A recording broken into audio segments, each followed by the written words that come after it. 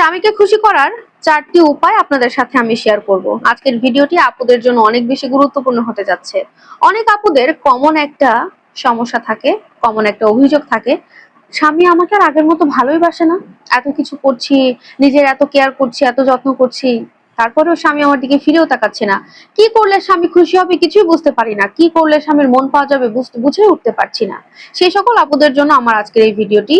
কোনো বেশি কষ্ট আপনাকে করতে হবে না, বেশি কিছুও করতে হবে না, মাত্র এই 4টি কাজ করলে আপনার স্বামীর মন খুশিতে ভরপুর থাকবে এবং আপনাকে পাগলের মতো ভালোবাসতে থাকবে। ভিডিওটি দেখা মাত্র অবশ্যই অনেক বেশি বেশি করে শেয়ার করে দেবেন যেন প্রত্যেকটা মেয়ের উপকারে আসে। স্বামীকে খুশি করার 4টি উপায়, তার মধ্যে 1 নাম্বার, সর্বপ্রথম আপনার স্বামী যেরকম ড্রেস আপে আপনাকে দেখতে পছন্দ করে আপনি সেই ধরনের ড্রেস আপ করবেন। বিশেষ করে রাতের বেলায় আপনার স্বামী যে ড্রেস আপ পরে আপনার কাছে আসতে বলে বা আপনাকে যে ধরনের ড্রেস আপে দেখতে চায়, আপনি রাতের বেলায় সেই পছন্দের ড্রেসটি পরে তার সামনে যাবেন। আপনাকে একটু পরিপাটি করে রাখবেন, সাজিয়ে গুছিয়ে রাখবেন, পরিষ্কার পরিচ্ছন্ন থাকার চেষ্টা করবেন।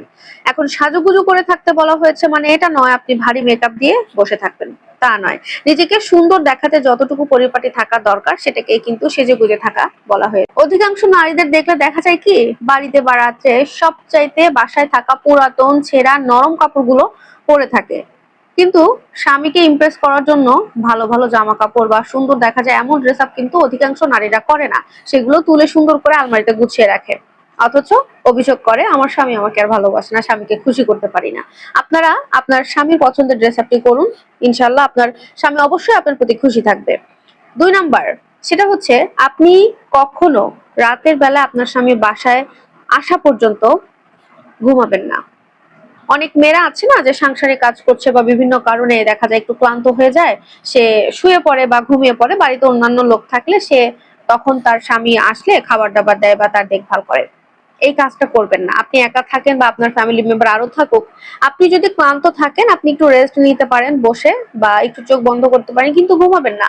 আপনার স্বামী যখনই বাসায় আসবে তাকে সময় দেবেন, সে ফ্রেশ হবে, আপনারা দুজনে বসে গল্প করবেন, একসাথে খাওয়া দাওয়া করবেন, দেন একসাথে সময় কাটিয়ে ঘুমাতে যাবেন। তবেই আপনার স্বামী আপনার প্রতি খুশি থাকবে। আর যদি সে অফিস থেকে বা কাজ করে এসে দেখছে আপনি ঘুমিয়ে পড়েছেন, আপনার কোনো পাত্তা নাই, তাহলে আপনার প্রতি কিভাবে খুশি থাকবে?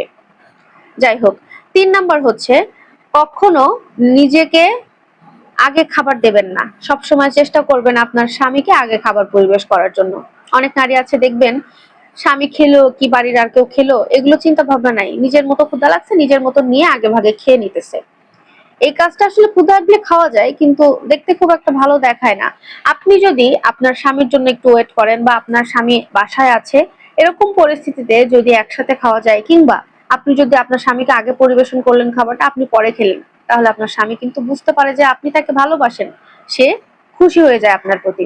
চেষ্টা করবেন যে ছুটির দিনগুলোতে মানুষটাকে আগে খাওয়ানোর জন্য, আর যদি সম্ভব হয় দুজনে একসাথে বসে খাবেন, তাহলে অবশ্যই সে আপনাকে ভালোবাসবে। 4 নাম্বার, ভুল করেও কখনো স্বামী রেগে গেলে আপনি উল্টে রাগ দেখাবেন না বা তুই তুকারি করে কথা বলবেন না।